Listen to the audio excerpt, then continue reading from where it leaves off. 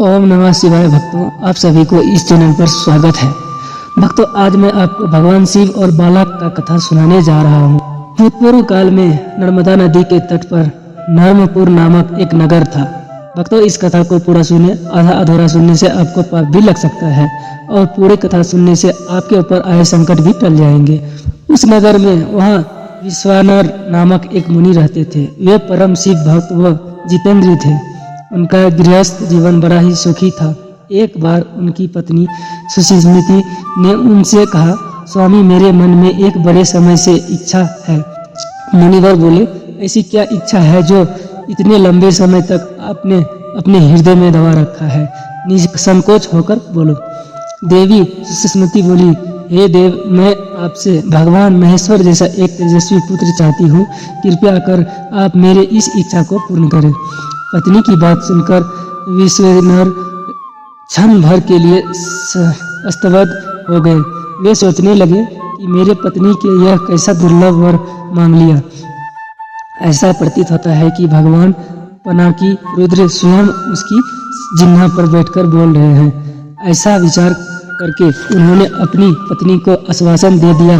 वे वाराणसी जा पहुंचे और कठिन तप द्वारा भगवान शंकर को वीरेश लिंग का उपासना करने लगे।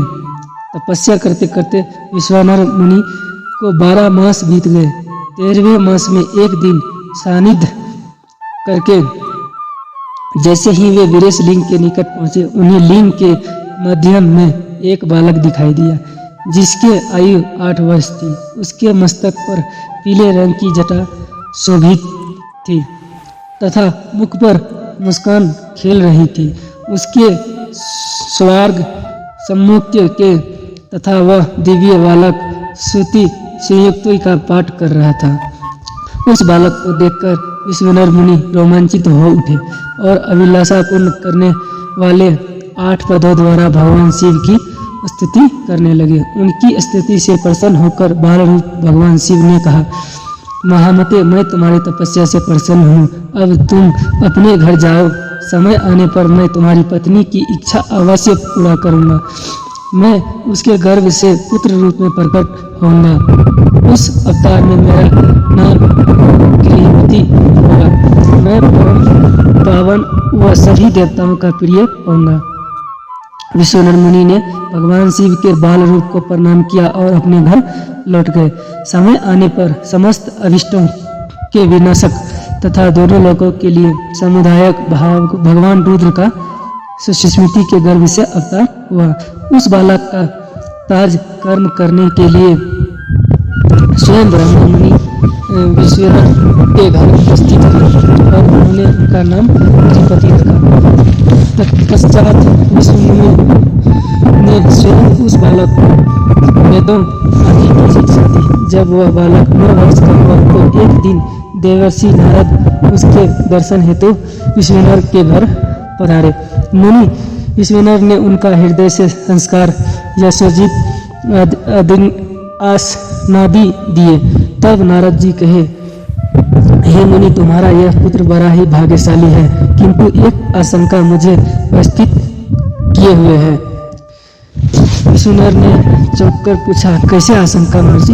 महर्षि नारद ने उत्तर दिया, मेरी आशंका यह है कि जब तुम्हारा यह पुत्र 12 वर्ष का होगा तो इस पर बिजली या पानी का भय आएगा।